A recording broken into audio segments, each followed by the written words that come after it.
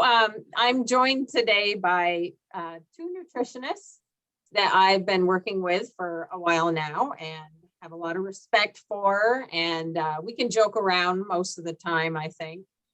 Patrice Vincent, who is just north of us here in Vermont, up in Quebec, and has worked up there as an agronomist and a nutritionist for a long time. I'm not sure how long, but a while. Oh, 10 plus years. 10 plus years. And Kurt as well. Kurt, a lot of you know Kurt Cotanch. She used to run the UVM Forage Lab many moons ago, and we saw the Forage Lab, and then ran the lab over at Minor Institute for many, many years, and also worked up at Jasper Hill Farm, and now is a consulting nutritionist here in Vermont. So two folks that are really excited about helping people feed more forage in their cow's diet. And so the title of their talk, I guess Patrice's talk, is Can Cows Eat 17 Pounds of Forage Fiber Per Day? And I'm going to guess the answer is yes. We'll see. We'll see. And he's gonna start, and then Kurt is going to follow him about forage quality simplified. So dig in a bit more about thinking about forage quality. So with that, I'm gonna let them get started and just remind people to keep yourselves on mute. And when they're finished, we will take some questions and we'll let folks unmute themselves and we'll have a conversation. So I'm going to stop sharing my screen, and Patrice, thank you. There we go. All right, we can see it. Okay, so the reason I added 17 pounds of forage fiber, it's because today we hear a lot of things, and we have a lot of people thinking they are they're serving a high forage diets because they are 80% forages. And when we know that the 80% forage, it's mainly corn silage, and I can have a diet at 50% forage that will serve more fiber than an 80% forage diets with mainly corn silage. So I just wanted to point out it's not because I have a high forage diet that I'm gonna have a high fiber content in my diet that comes from forages. So that's why I'll say right now, the averages from where I am, it's between 10 to 14 pounds of a fiber that comes from forages. So can we go higher? Can we maintain production? Can we maintain all the objectives the farm has to meet? So that's what we'll see in the next little slides. I just have to warn you, there's going to be a few things that will be said in the next 20 minutes, half hour, that we might be shocked or disagree with, or hopefully not get mad. But so there's going to be a few things that I'll say that it will be completely the opposite of what we've been telling you for the past 40 years. So we talked about rumen mat all the time.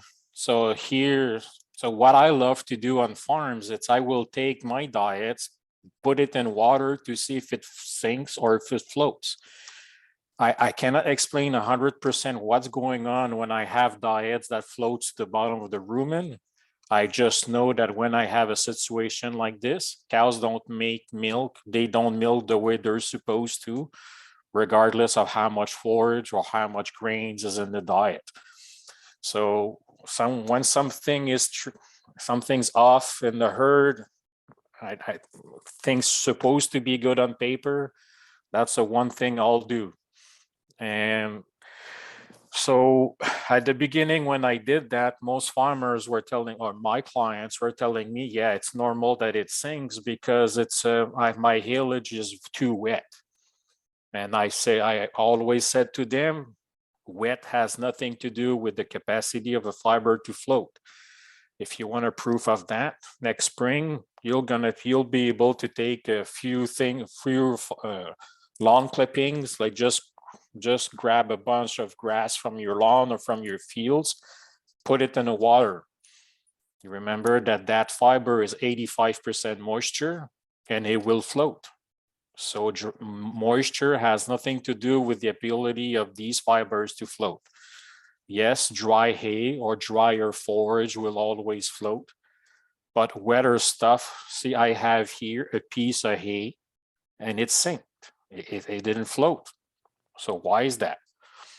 The only thing we kind of figure out right now, the cell integrity of the fiber is broken during fermentation in the bung, silos, bags, bales, whatever. So when I break the integrity of my cell wall, or if I break the integrity of my fiber particle, I lose the ability of that fiber to float, so it will sink. You'll have here two diets. The stuff was floating very well. And I didn't have the same issues with herds than I had with the other two farms here. The other thing that we were told all the time, length of fiber make a difference between a fiber that will sink and that will float. The longer the fiber, the more chance it will float. Again, it's not true. You see here a long fiber, we see here a long fiber. You'll see this one here, it's quite long and it's not floating, it's sinking. You'll see here, it sank. So length has nothing to do with the capacity of a fiber to float. It will be maturity, and it will be, again, the fact that it will be the fiber integrity is going to be destroyed during fermentation. And the one thing that I notice, it's when I have aerobic fermentation, either when we fill the silo or at feed out. When I have something breathing, when I have my silage heating, this is when I see this happening. So I have something that is active in my bunker or silos, pile, whatever, and that breaks down the integrity of my fiber, and that's why I don't have my, I don't have my fiber to be able to float like that. So since fiber length has nothing to do with the ability of the fiber to float, I will try to reduce the fiber length so I can store as much fiber as possible in a rumen or in a bunker. The first few farm, okay, so I forgot to turn it on. So what's going on in the rumen here is I have my rumen mat. I will have contractions so that the feed at the bottom gonna try to go back on top. Once I have my feed on top here, it goes out in the mouth, being chewed again, go back in, and I have this movement, and that's this movement that happens all the time. All the feed that floats have a chance to go back to the mouth and be chewed again. My fiber or my feeds that are down here have no chance to be going back up. If I have gas here that will be trapped, so that's why I have contraction to move all the gas and the feed up, so I can have another, so the gas can go out, or I can have my fiber that will go back in the mouth and be chewed again. One thing that I stole this picture from Kirk. He showed me that a while back, and I was more than impressed by the destruction of the fiber made by those bacteria or microorganisms that live in the rumen. So you'll see this is haylage. They put it in the bag, dump it in the rumen for 47 hours, took it out, and look at what just the bugs had. This has no rumination, no cow, no, didn't see the mouth at all. And you'll see all the hair particles here. You'll see all the fiber all broken down. And you see the color, the loss of color too. So bugs can do a lot of damage to that fiber, a lot more than I ever thought.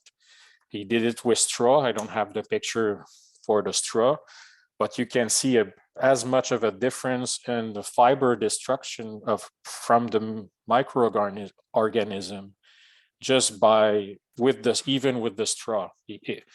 The straw, you saw all the destruction like this, and you even saw a difference in colors. If it was yellow, it was yellow, but it was even like wider yellow with the straw.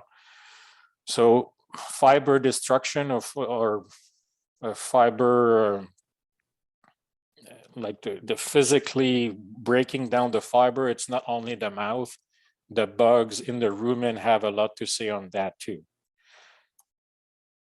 Here is some of the shocking part. Since I can remember, I've always said to my clients, we should chop our silage as fine as possible. The one reason for that, it was to limit sorting. If I have a short silage with the grain, it's a lot harder to sort than longer particles from my silage with the grain. The one way I was able to convince farmer to chop finer is it was just for storage issues. In a tower silo at my dad's farm, we were able to going from 3/4 of an inch to a 1/2 an inch with corn silage. We were able to put 20% more feed in the same silo. He has 3 tower silos. Haylage, we went from 5/8 of an inch to a 1/4 inch. We were able to put 15% more silage in the same silo. 1 month, if you do 1 divided by 12, 1 month is 8% of the year. If I can get 15% more feed, it means I can feed at least for 1 more month with the same storage inventory when I go finer. Everybody told me we cannot chop fine because cows will stop chewing. And I was saying, I've never seen it. Some farms did try to chop finer because they wanted more feed in a silo or bunkers. So we did chop finer. We've never had any issues with rumination. We've never had issues with production, with rumen health, with everything else. So we knew it was working. But in 2012, Miner came up with this trial, and here are the results. So they had a dry hay at 2 inches long. Well, they tried to have it at 2 inches. It was about 1.5 inches. They had a haylage, a corn silage, and a TMR. They measure length particle. So yeah, 1.5 inches long, just over like maybe 9/16 of an inch, a little shy of 1/2 an inch. And here go back to the 9/16 of an inch long in the feed. So what they did is they tried to catch the bolus in the rumen before it goes in. So cows were swallowing, they were catching it, and they measure fiber length in the bolus. 10 to 12 millimeters long, so more or less 1/2 an inch long. I've told you all for the past 40 years that I need to have a fiber length of 1 to 2 inch of the length of the nose to make cows chew and to have the rumen have a scratch factor in the rumen and blah, blah, blah. It doesn't exist. For thousands of years, cows have been laughing at us because that fiber doesn't show up. It's being chewed about 1/2 inch long before it goes in the rumen. So there's something else than fiber length that make the rumen active, do the contraction, make cows chew for 8-10 hours lying down either in the field or in the stalls, but it's not fiber length. So we've seen it for 10 plus years, but now we have the science that tells us, yes, it is true. There is no long fiber in the rumen. So the my smartest farm clients, they told me, yeah, see, this is an average. So I said, okay, they did something else. So they measured 4 different diets. So they measured the length of the fiber of different length of fiber in the different diets. So PENDF, it's the capacity of fiber of being chewed by the cow. So when it's longer particles, it will be chewed more. When it's shorter particles, it will be chewed less. So here it was a shorter particle, and UNDF was low, meaning that it was very digestible. So short particles, highly digestible fibers. So that was a diet with mainly BMR corn silage in it, chopped fine, about half an inch long. Here I had a longer particle fiber with a highly digestible diet. So they found a grass diet that was highly digestible. Here it was a shorter, so a shorter fiber with the least digestible fiber. And this is basically a dry cow diet that we know with straw. So longer particles and not as digestible fiber. So you'll see the differences, like it was from 3% 3/4 inch long to 30% 3/4 inch long in the diet. So you'll see the different length and the percentage for the different length. And on average, it was more or less the same length. So they measured the diet, and they did the same thing as the first experiment. They measured the length of the bolus. So before, my clients were telling me, yeah, the average is 10, but you still have long particle for scratch factor in the rumen. Well, everything that was 3/4 inch long, we went from whatever number to 1 to 3%. So there is no long particles in the rumen. Here, the 9/16 of an inch, about 10%, 10, 11, 12%. So about a little bit less than 50% of fiber longer than half an inch is in the rumen. And you'll see the shorter particles, there is quite a bit of, there was more variation between diets. Overall, it went from 9 to 11 millimeters long to 8 millimeters long. So cows, fiber, long scratchy fibers that we say we have to put in the cows to make sure rumen health is good, it doesn't exist. It never did. We've been able to find, well, we were able to measure it recently, but it never we never saw that. Cows never see long fiber in the rumen. Why is that important? If I want to feed a lot of fiber in a cow coming from forages, she doesn't have time to chew for hours and hours to eat it. So when she's at the bunk, if I want a cow to eat that a big amount of fiber, she will be at the bunk for maybe an hour and a half per meal. So if I want her to eat 10 pounds of fiber and she has to chew it all day long at the bunk, while she's chewing, she's not eating. So that's kind of what I'm going to try to explain to my clients. I don't want cows to chew at the bunk. I want cows to eat. She will do the chewing when she go lie down for the rest of the day. So I want a high intake of fiber. To do that, it has to be short enough for the cows to be able to swallow big mouthful of feed as quickly as possible, well, more or less an hour. And then she'll go down, lie down and chew for the 6, 8, 10 hours left in the day that she has to chew to get all the nutrients and all the buffers and everything she needs from the rumen fermentation. So physically, that's one thing that I need to do to make sure I can feed as many pounds of fiber as possible coming from forages. I'll switch to diets. So here, are the numbers too small, or you see the numbers okay? I will need some. I mean, See I them can okay. see them. Okay, they're so okay. I'm gonna read some of them numbers out loud. So this is a farm in New Brunswick, Canada. Haylage, so 3 silos of haylages, They cannot grow corn silage there. They don't have the climate. Well, they try, but it's always a mess. It's always a disaster. So I'll try to do this in 15, 20 minutes, 15 minutes, 5 minutes each. So just to show, this is a diet. I'm just going to show you quickly maturity. So this silage was 32% ADF, 47% NDF.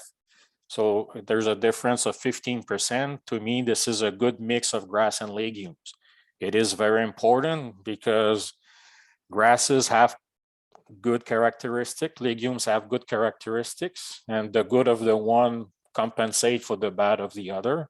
So we always try to make silages with as much grass as legumes in it. The way to measure it is the difference between ADF and DF. So maturity was okay. We're still young at 32 NDF. We're looking for 28, 30. 32 is not too bad. It's maybe 3 or 4 days too late, but later than I would have liked. Digestibility is decent. So NDF digestibility. So what we're looking here, more or less, it's as high as possible. So I have at 30 hour that most people see at 53% for a haylage mix, grass and legumes. That's pretty good. Just gonna go quickly to see the other two. So the other silo that I feed, 3553. So this is a bit more mature than the other one. So this is not forage to be able to make tons of milk out of it. The last silo, 3754. This one is a good mix also, and quite a bit more mature. So I have decent, average, and 2 mature silage. So soybean meal in this product here, it's canola meal with minerals and additives, and a mix of wheat, corn, and barley. Usually that farm is corn and barley. This year with the weather, they couldn't harvest enough barley, so they had to buy a little bit of wheat and some fat. Because we're using this program feed cows percentages. They don't like to feed pounds or kilos. So if you see here, forage, cows are eating 16.3 pounds of fiber coming from forages. So even with average forages, I can eat 6 more pounds or 4 more pounds of fiber coming from forages compared to the average. Remember, the rumen has a certain size, and we can put a lot of fiber in them. The 2 reasons fiber doesn't go in, it's because it doesn't taste good, and because we limit them. So sometimes we're going to limit them for inventory purposes. Sometimes they will limit themselves because it doesn't taste good enough for them to eat as much, or fiber length. There are so many hours in a day. If it takes too long to try to eat 16 pounds of forage because she has to chew it like crazy for a very long time, well, she won't have time to eat it all. So that will limit the amount of fiber that comes from forages in the diet. I'm just going to quickly put the numbers back. So here,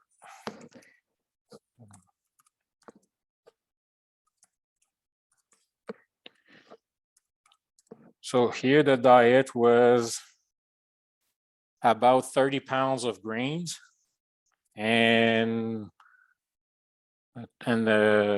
almost 30 pounds of forage. So it's a 50% forage diet, but there is no corn silage. So keep that in mind.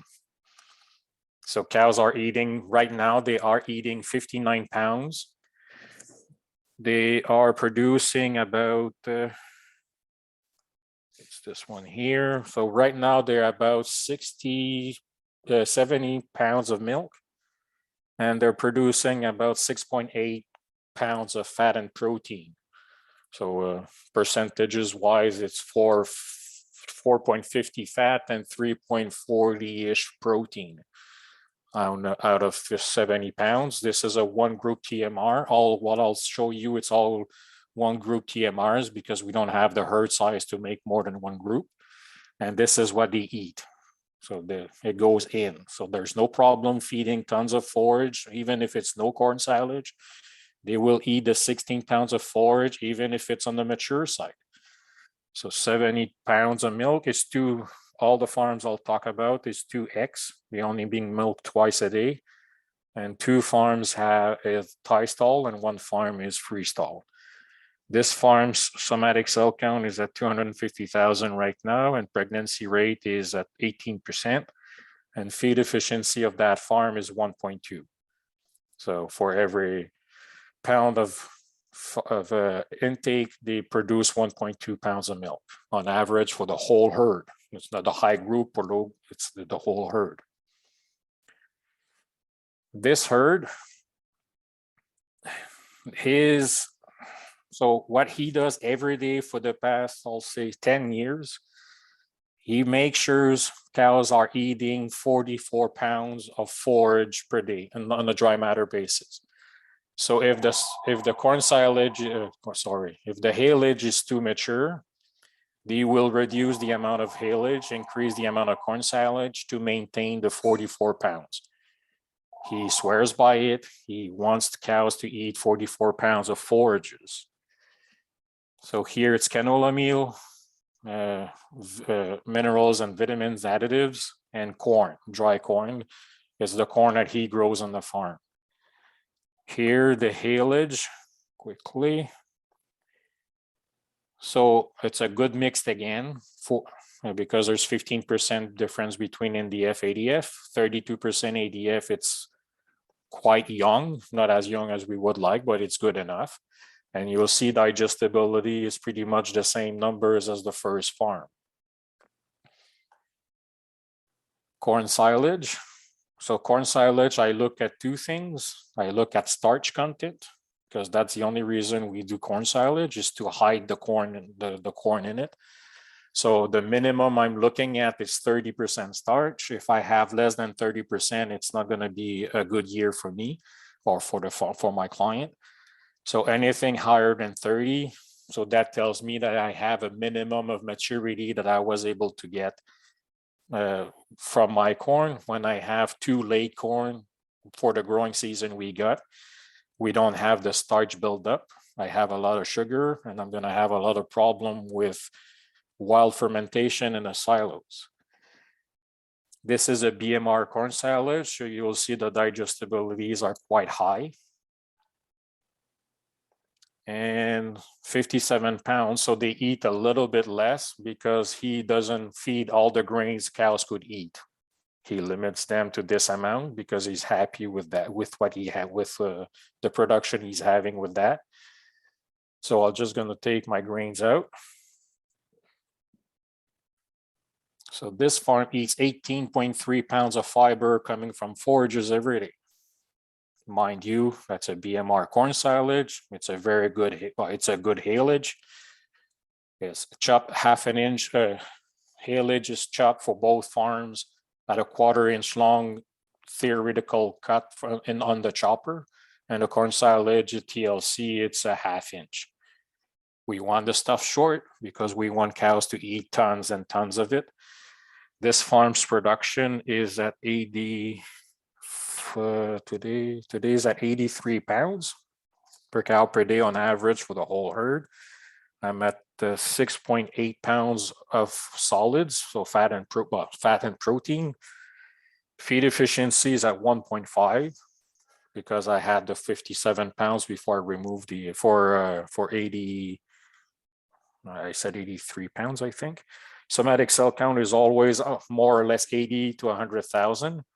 Preg rate is 25% right now. He will average between 22 to 25% year round, depending of the situation.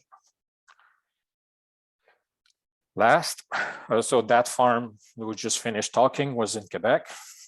This farm here is in PEI, Prince Edward Island in Atlantic Canada. So here again, you're gonna have more or less that 40 pounds of forage. You'll have a heavy amount of corn silage, 16 pounds of dry matter, and about 22 to 24 pounds of haylage. Canola meal, well, fat, a grain mix that has barley and corn, both grown on a farm, and the mineral and additives. So, I'll go. You noticed here, I forgot to mention it. I had 44 pounds of forage and 57 total, so 13 pounds of grain. So you'll see this is a lot better than the first farm, but don't forget that in the corn silage, half of the 26 pound is grain. So 13 plus 13 is 26. So it's not that far off from the first farm. So corn silage at 30+% grain, it's more or less half grain, half plant, half fiber.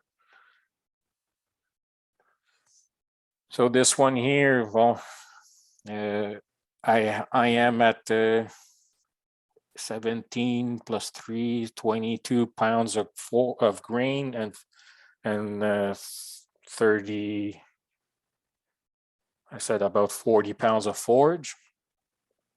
But again, half of the grain here is half of the amount here is grain, the other half is forage.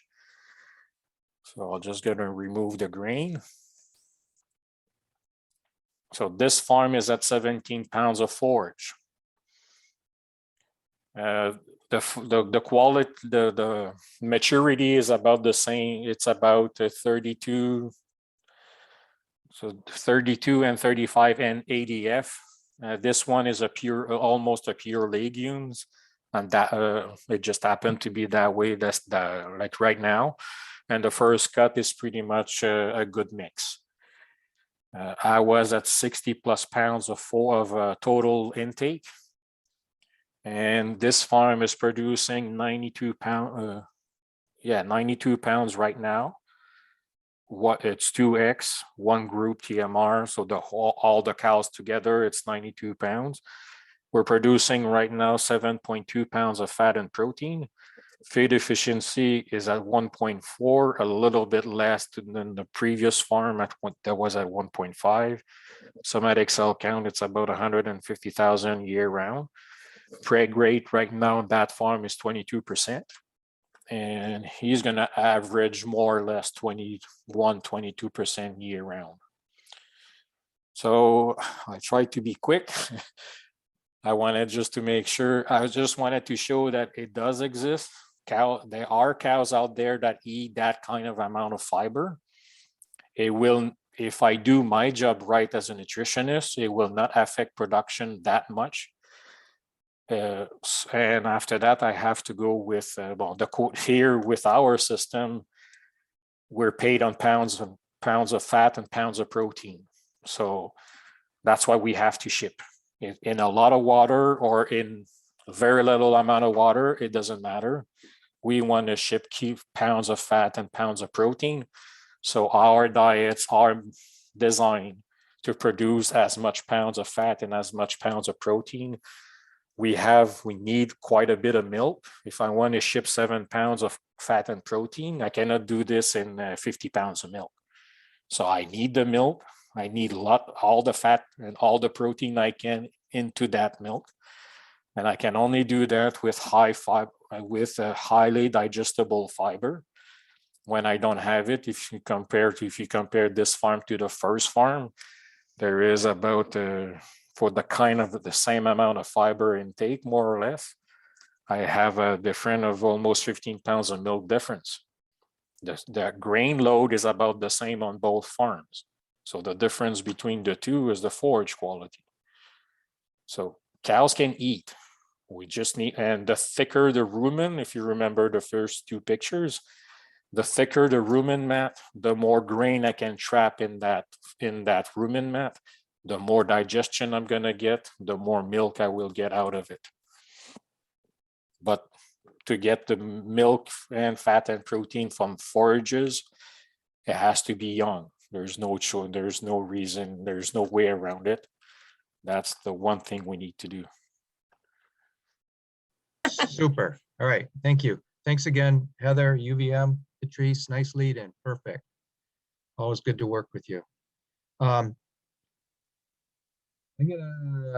always best at show and tell. At least that's what I learned as my grade school and college days. So hopefully I can provide a lot of pictures. Pictures tell 1,000 words, and provide some insights and provoke some thoughts on not only understanding, the value of forage, because that's kind of, we all appreciate that. And Patrice showed us the value of highly digestible fiber.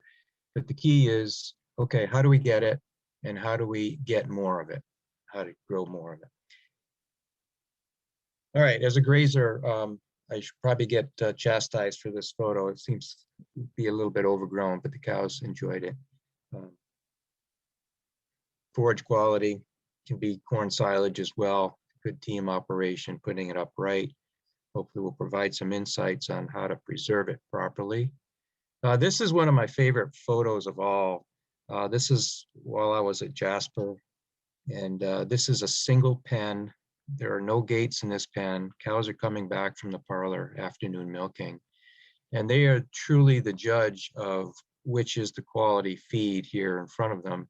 As you can see in the foreground, we have a greener, lusher appearing forage, and down the row there, it's a little faded. Really not a poor quality forage. If you look at the nutrient value, it's just exposed to a little more sunlight and faded. And the cows are definitely making a taste preference on which they wanted to prefer. So this was one of the issues at Jasper that saw Mike Thresher on the line there. It's like, we used to fight all the time there. It's like, how do we fix this? And what it came down to, it was not a nutritional issue, but a management issue. And that was up to us to deal with the people to implement change. And sometimes I encourage all farm managers to really do some soul searching and assess, is the issue truly nutrition, or is it truly something that's more in my control and what I'm doing on farm? All right, I like Patrice's demo here, and he and I share this this float test concept. And this is a TMR from an all grass fed herd, and it's simply TMR fresh in a jar, in a peanut butter jar of water. And the concept here is, this is the manure from that pen. So we need to go from the peanut butter jar on the left to the peanut butter jar on the right, and think of all that has to happen relative to that forage particle to get from a floating particle to a very small, dense particle to flow through the cow. This picture is of two qualities of haylage that I did at Minor, and the bags, they go on the top row is one forage and the bottom row is a second forage. And my question is going to be, which one do you think is the higher quality feed? The bags on the left they were not in the rumen at all, bagged up, but did go through the washing process. The second set of bags were in the rumen for 24 hours. The third set were for 48, and the last on the right were in the rumen for 5 days. And it's just intriguing that even in 24 hours, the color difference and the volume difference as we move from left to right is noticeable. In 24 hours, the microbes have done a tremendous amount of degradation, that when I took these bags out of the cow and ran them through a laundry machine just to wash them up, the cells have been opened up, releasing all the pigments, starting some fraying of the fibers. Remember, these bags are not chewed. This is just rumen microbes doing their work. And as we progress to the 48-hour, we see it's starting to look like tufted wool. And that's indicative of all the breakdown of the cell walls and the linkages connecting the cellulose strands to make it into wool. And after 5 days, you can see that top one, very little. They started out with the same amount of forage in each bag, but after 5 days, it's just tough stuff and a little ball of tufted wool. And I think that the answer to my question is relatively obvious. The bottom row of forage was a lower quality forage. You see a much delayed release of the pigments. It's only after 48 hours that we really see a color change in that forage. The amount of forage left in the bag is about what it started out as. And only at day 5, bag farthest on the right, do we see appreciable differences in color and texture and volume of that feed.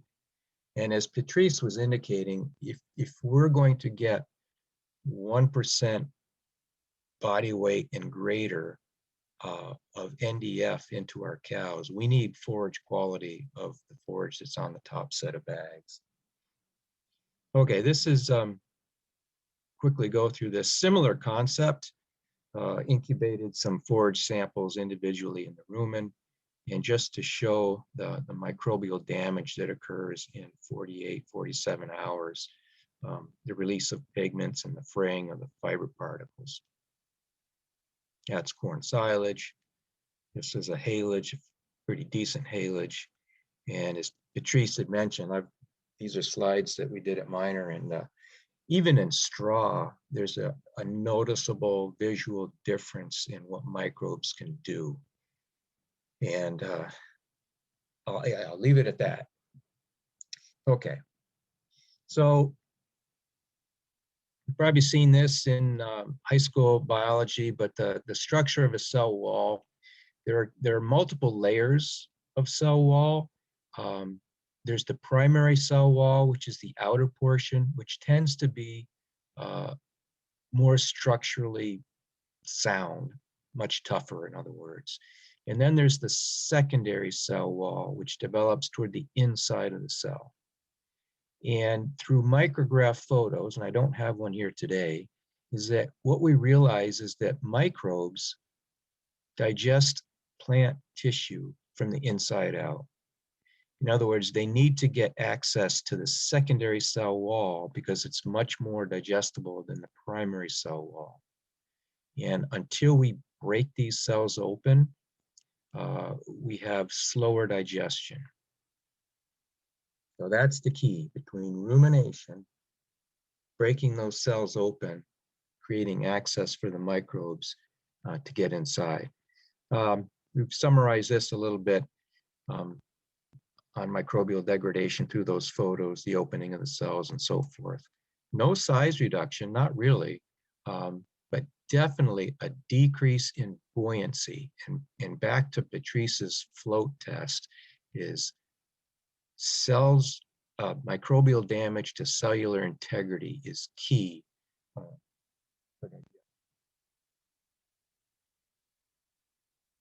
This is some older work, and I like to provide this. It's from Mike Allen, Michigan State, and it's showing the differences between varying qualities of alfalfa and varying qualities of corn silage and orchard grass. And the take-home concept is there are pools of NDF fiber. This is basically NDF digestibility on the y-axis over time by quality of the forage material. And as we see on the left, we have a very good alfalfa that digests rapidly, and then it hits a slow point. The lower line, obviously, our rapid pool is not nearly as rapid as the high quality alfalfa, and our slow pool is very slow as well. But there's quite a range in qualities here. Corn silage, the same.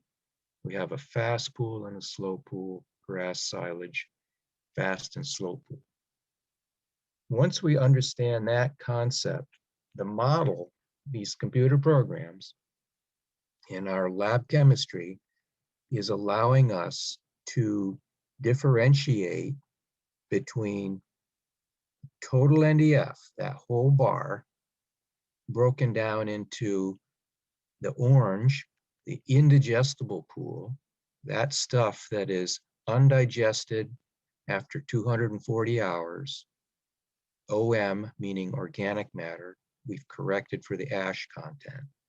So undigested fiber, ash corrected after 10 days of fermentation, we consider to be indigestible. The rest in the green is potentially digestible fiber, the PD NDF. And that we are pretty good. The labs are pretty good. The NIR systems are very calibratable to these fractions based on the chemistry and the reflectance of the near infrared. We can distinguish between fast and slow fiber.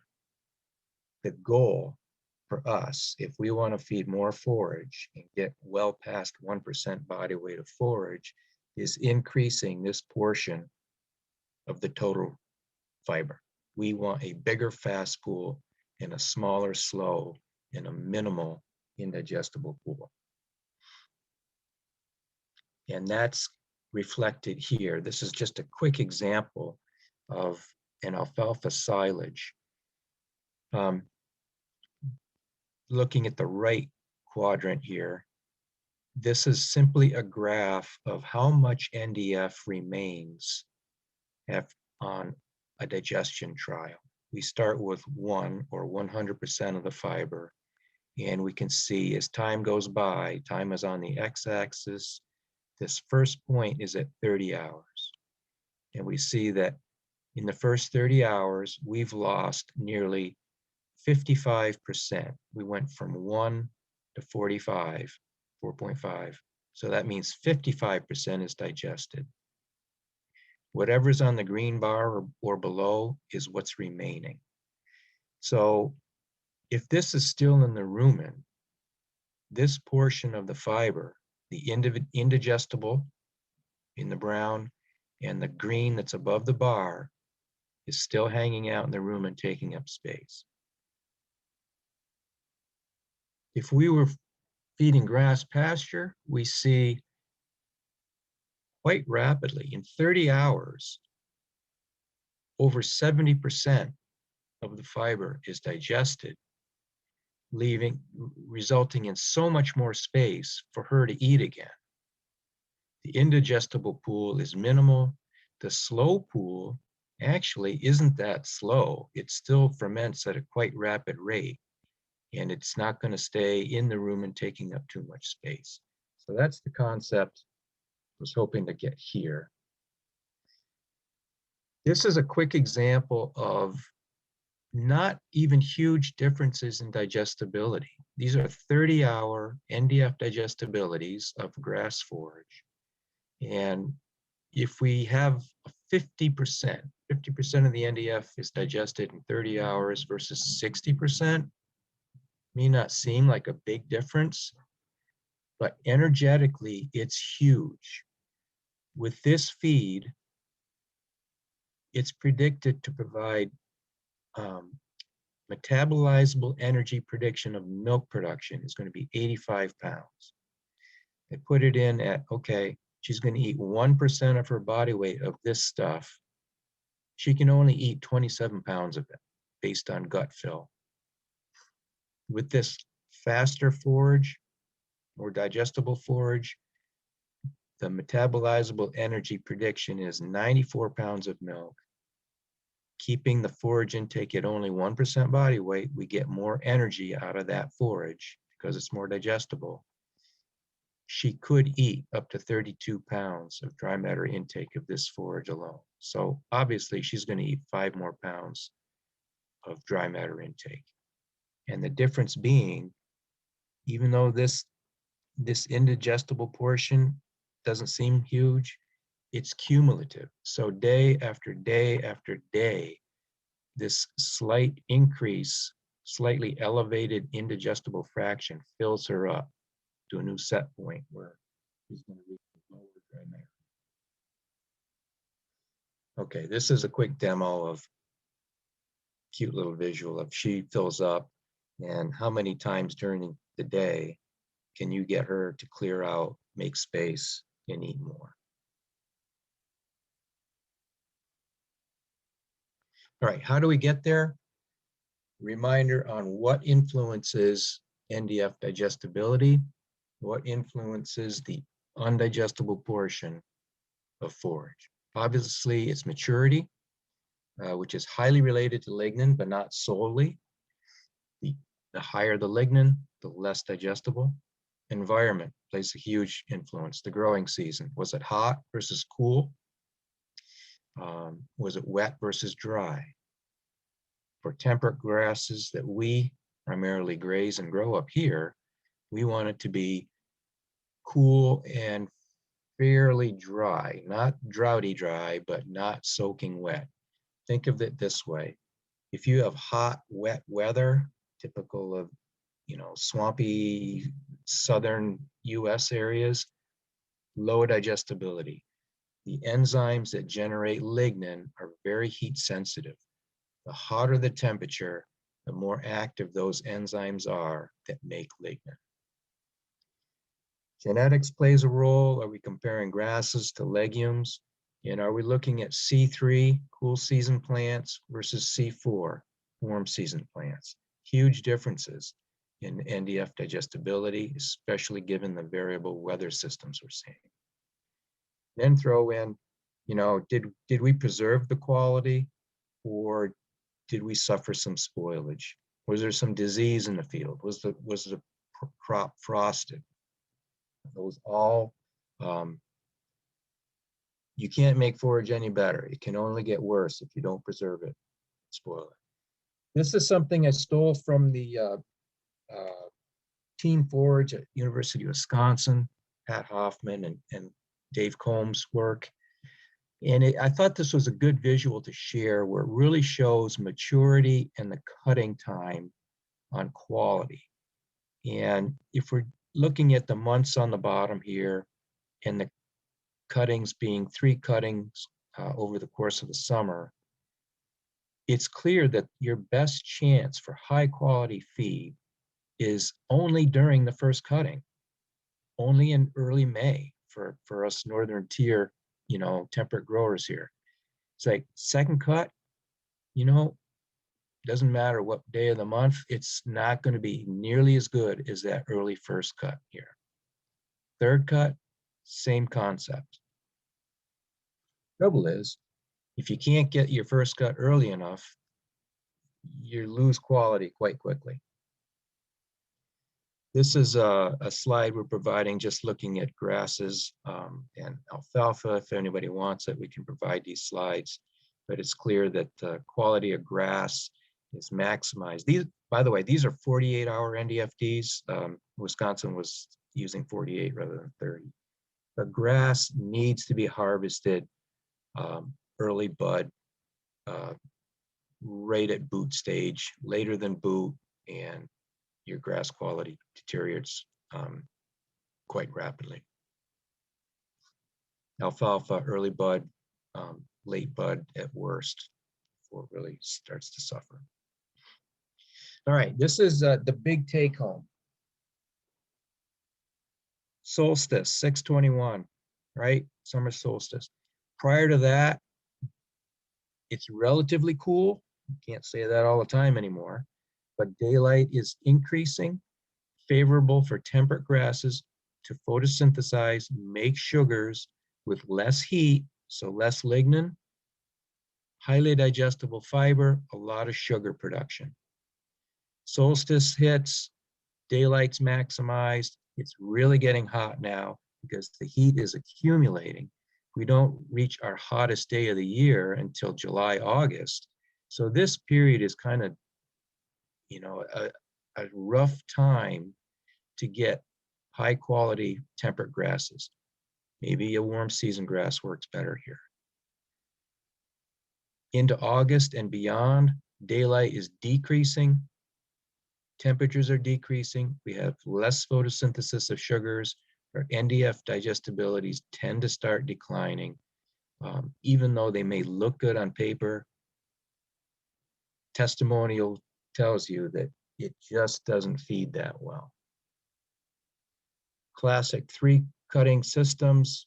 You're cutting in early June, hopefully. early July, early August to get those 3 cuts in. And lo and behold, did we maximize our harvest in that first part of the year, especially with drier springs. That's why 4 cutting systems. I know when we were harvesting, we used to think that May 25th up here was like, oh man, I'm early. I'm on the game to get first cutting off at 5:25.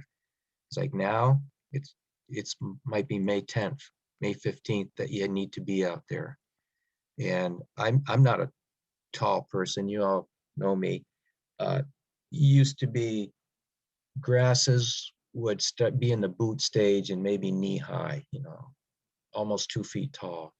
Well, given dry springs, these grasses, they're shin high before they start heading out and getting into the boot stage.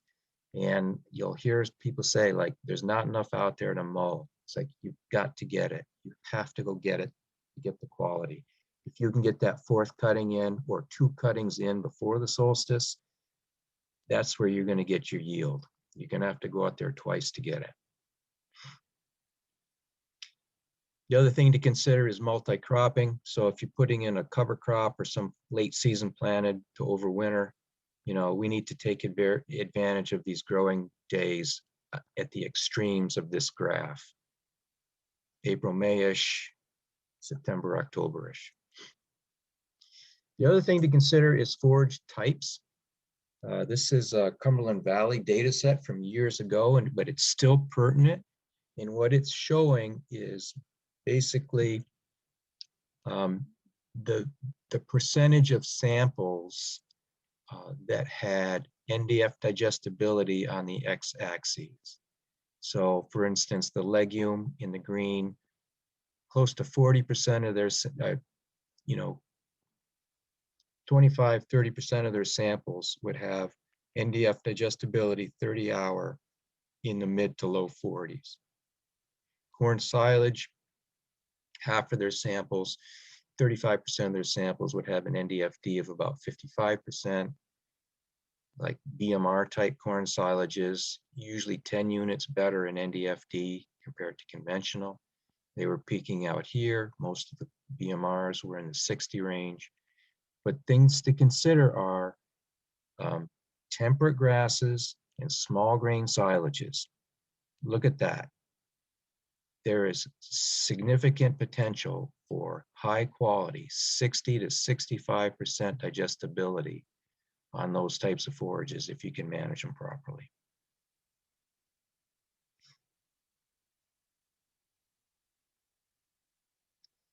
All right, forage preservation. This is silage packing, and this is corn silage, just for an example photo. And I want you to note that the layer thickness is relatively thin, and he's got a lot of weight on there. And this is the visual that I'm happy to provide. This is the extent of packing density that needs to occur on these silages. I don't see any silage ruts. It looks like it's driving on a paved road almost. All I see is the tread marks. Compared to this situation, this looks like it's adequate, right?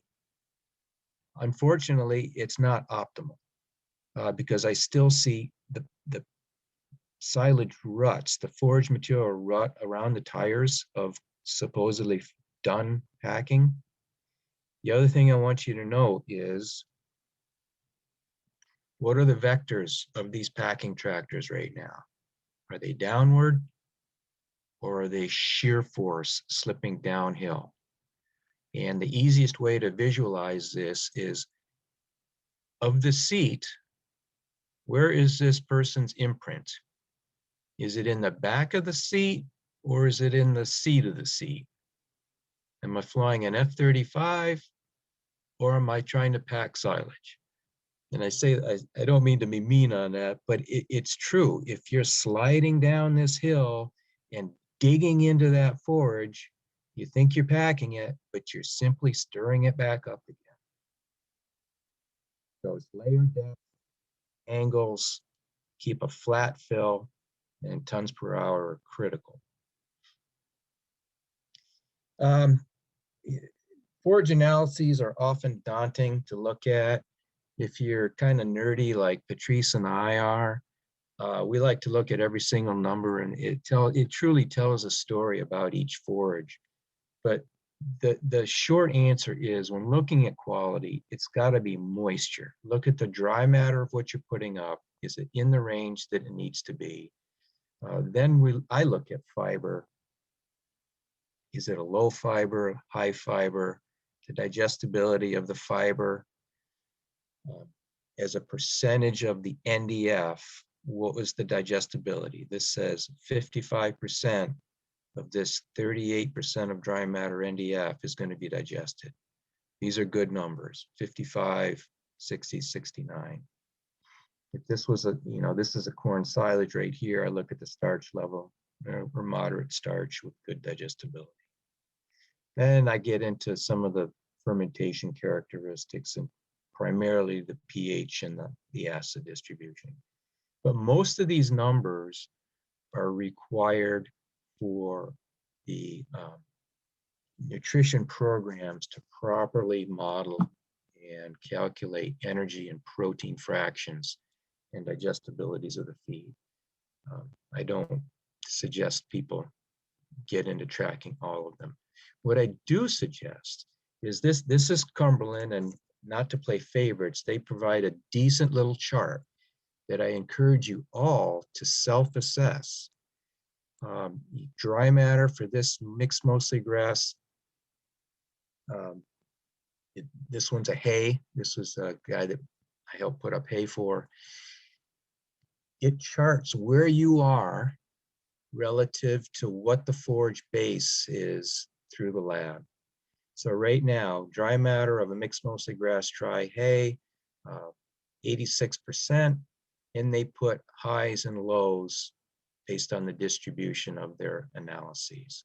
So the reds aren't necessarily bad. They just mean you're at the tail of the bell curve of the distribution. But it's pretty indicative to put your own X.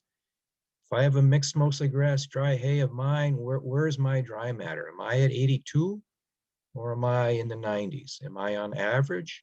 Where's my protein? Where's my NDF? You know, if you want a high quality grass, you want to be in the low 50s for NDF. If you've got a self-evaluation of this 30-hour digestibility, boy, I'm only 50 on this. This quality of grass should have been up in the upper 50s as far as NDFD. So something is amiss on this, not the analysis. There's something about this forage that didn't analyze that well. My 240 NDFD value is higher than I want, not as good as I want. My ash is okay. It's an indicator of how much soil contamination is in there. If you're below 9%, you're okay. For grasses, I'd like to be a little lower than 8. And in this case, this might be the bugaboo on this forage sample. It's like, boy, there might be some soil contamination in there. Not sure. Sugar levels, quality of how long was it wilting in the field, and how much was respired before I was able to bale it up, so forth. So benchmarking, using a chart like this to really plot your feed versus the averages that are out there. Forage type, again, can we get some seed? Maybe it's worth growing some warm season grasses. Quick visual on the stages of forage fermentation. And this is an entire lecture in itself.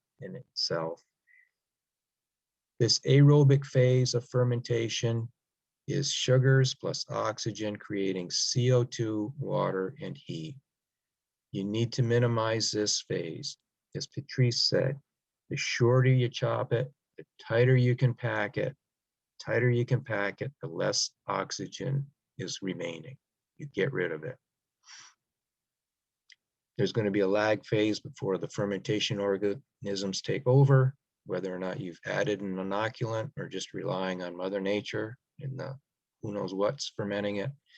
You need plenty of sugar because sugars feed this fermentation. That's why corn silage does so well compared to alfalfa. You need to fuel this fermentation and reach a stable phase.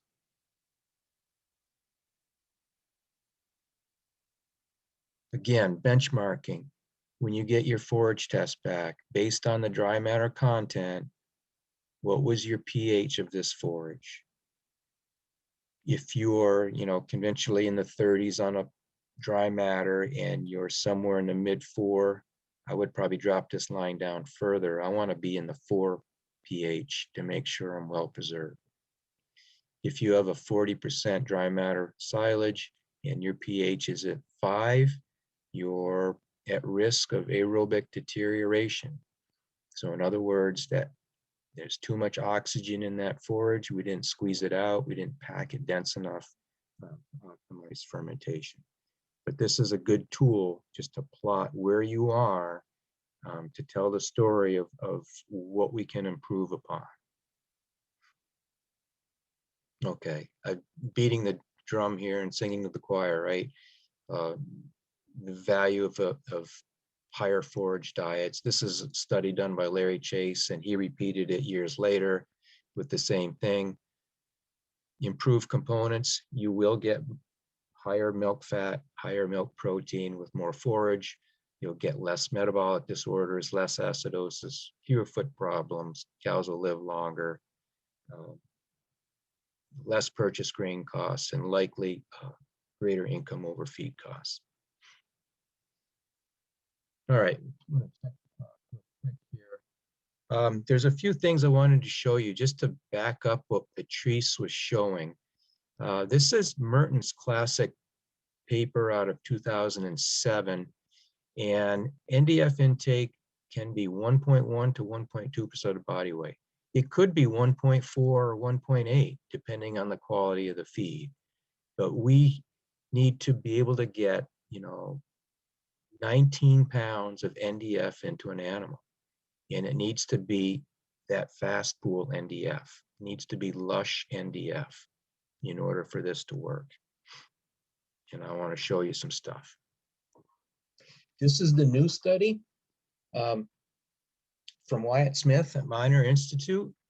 And I like to term this like sometimes you start out with a good quality feed, but based on conditions, you end up with wood, right? You end up with a very low digestibility lignified forage material, grass or legume. So what do you do next? How can you deal with it? And Wyatt ran a study using Timothy hay.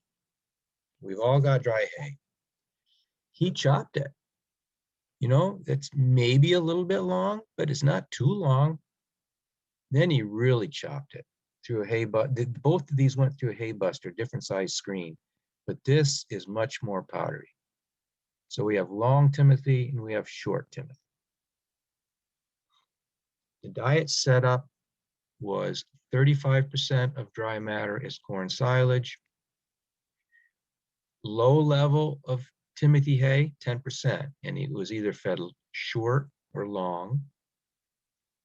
High amount of Timothy hay, 24% of diet dry matter, short or long. A little bit of wheat straw, and the difference being the grain. So we have 47% forage diet versus 60% forage diet. In other words, 40% grain, 53 grain. The results. Similar intakes. Low hay, high amount of hay, but very short. They ate the same amount. Where they got stuck, when you feed them long, tough forage, and a lot of it, they can't eat it. They cannot eat it. Room and fill and eating time. 5 pounds less intake, resulting in quite a drop in milk, 94 versus about 100. So 5 to 6 pound loss in milk. We gain percentage in fat. They will still make fat with it and a little bit of protein, but It really kicks you. They just cannot eat it. Okay, back to forage intake. They ate. So here's the catch. Here's one catch we got to keep in mind. We can make cows eat 1.1% of their body weight of forage. At what cost, though? It needs to be either high quality, or in this case, if it's low quality, we need to give it to them in a form that they can eat it quickly and get better digestion out of it. In this case, 1.2% of the diet is forage NDF, almost 1.2, but this was long, this was short, and this was the one that worked. I learned my lesson years ago to never present these research trials without giving some economics. So here's the nitty gritty. Corn silage priced at 60 bucks a ton. The hay was pricey, 285. The grain, because we were feeding a lot of low quality hay, the grain for that was a little more expensive. The milk value here, using today's prices, December federal order prices, $2.29 for fat and $2.60 for protein. And we see clearly over the purchase feed cost, we made more money feeding more forage. But over the total feed cost, because we had to feed more of our own forage, we didn't do as well as we thought, right? Still, this higher grain diet netted us greater income than the higher forage diet. And I like to caveat this only in the fact that we could probably make our own hay for less than $2.85. And I think these numbers would be much different after that. Here's the kicker. Long, tough forage takes longer to eat. They ate less of it. They ate 5 pounds less of it, and it took them 20 minutes longer than the short version of it. It took them almost 30 to 40 minutes longer to eat less feed than the high grain diet. Did ruminating change? No. It's almost a trick question. Rumination, tie stall cows, no difference. There was no significant difference. 530 to 540 minutes chewing per day. It was the eating time that was most limiting. So if you're in a competitive feeding situation, tie stall, feed bunk space, overcrowding, at what cost of intake and production are you willing to put up with by feeding this lower quality feed? Because it takes time to get it in and digest.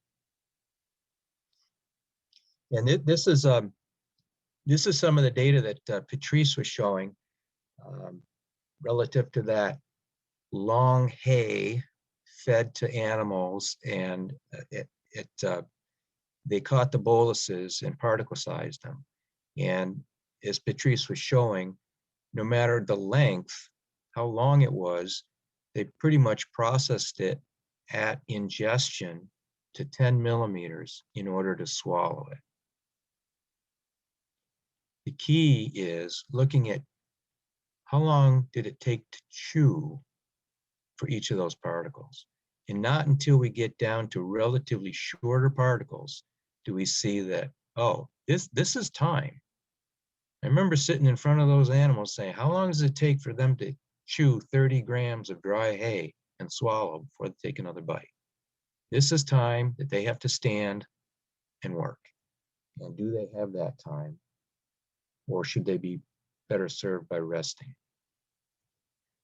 All right, so some of the take-home tips that I really wanted to make sure we got are things that we can control to maximize the amount of that fast NDF, high quality forage NDF. Timely harvest. Can you get 2 cuttings in before the solstice?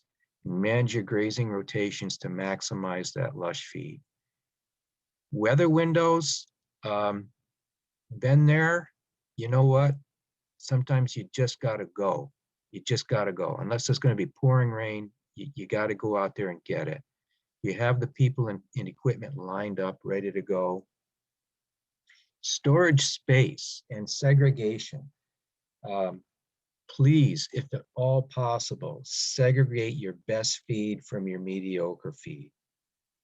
You really want to, the close-up dry cows, fresh cows, high cows are the cows that make the most use, get the most value of higher quality forages. We've got plenty of research that says late cows, they don't need it. They're not gonna give you the payback when you give them the better forages.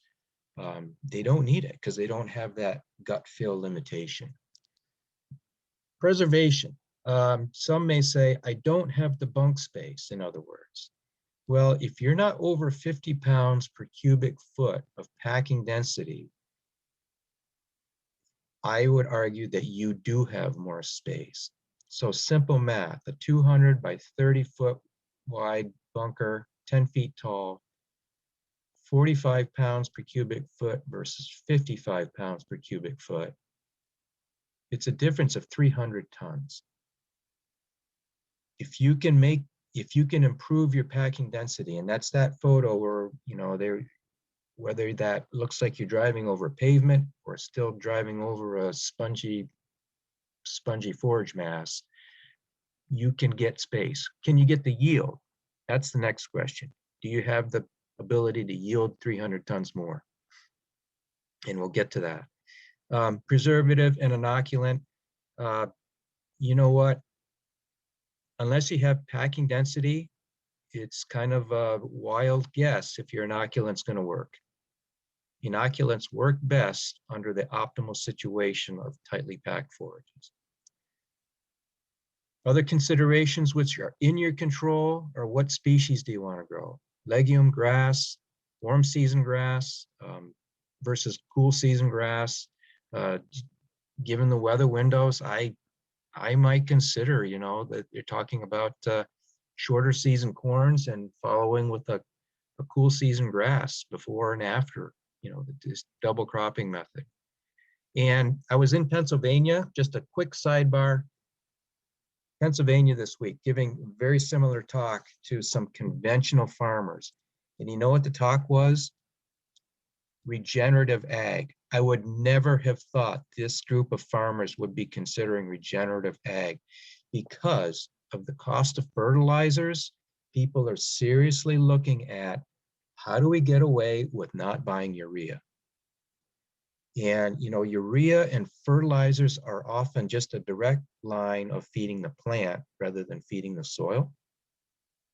And I was talking to people that I really would never thought I would have had this conversation with. I was like, how do we activate our soils to release these nutrients? What can we do? And I think I'm not an expert on that, but there are plenty of ideas out there that I know the agronomists Patrice and Heather are more in tune with. But guys are talking worm teas and maybe it's potassium.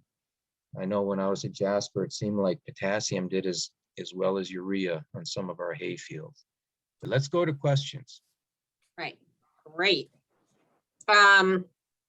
So there was a question about what are the top things a small farm needs to consider to optimize grazing potential for full fat butter making with a 50 cow milking herd of Jerseys that are entirely grass fed, about 900 acres of good grazing pasture in a temperate climate. The farm's in Quebec, so about 4 to 5 months of winter. What is critical for us to consider?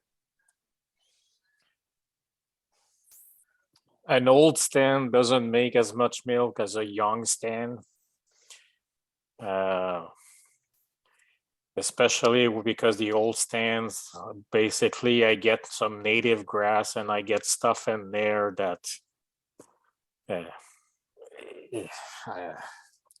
it's not going to be the same digestibility. Like every time we see a young pastures, we always make like a 2, 3, 5-year-old pasture. We always do better than a 15-year-old pasture. I'm not sure why exactly. I would look at so I would look at the rotation, like regenerating pasture. Legumes is key to have high fat because I need to feed bugs in the rumen. So if I just have grasses, I need a little bit of legumes just to get my rumen mat health, like a better rumen mat in the cow. After that, I need water. I don't know how to handle this one. Irrigation, I So- guess, gonna have to be coming in, and C4 plants.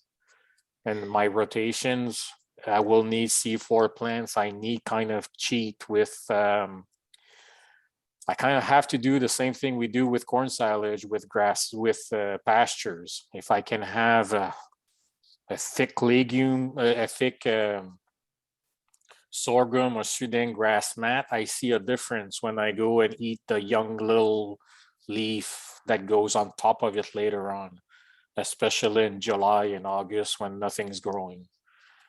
Hey, can I, Yep. so one of the concerns I have with lush feed is rate of passage.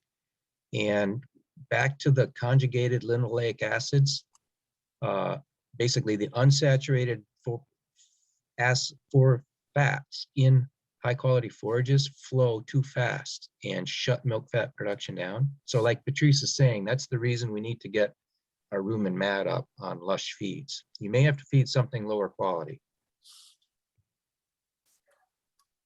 All right. What would be the recommendation for particle size for a grass clover mix? Is it chopped or round bale or grazing? Felix, you want to unmute yourself? Half inch. It doesn't work, like, especially for storage, bunkers, bags, silos, you name it. Half inch makes, we went as short as 1/8 of an inch just to see what was the limit. And we don't see anything under a 1/4 inch long. We don't see any benefits, but half inch, for me, it's TLC on the chopper is half inch for corn silage, a 1/4 inch for haylage, just because we just cannot cut it short enough, especially when it's grasses. Yeah, if you're using a Penn State box, get as much on that 8mm screen as you can. 0 on If, top. If someone's a grass-fed milk producer, are these results even more important? Does the grain negatively affect the ability of the cow to digest forage fiber? Go ahead, Kirk. I He was seems gonna bring up, most excited. Mike Deneen, PhD student, Cornell, did his research Ireland. He's an Irish gentleman.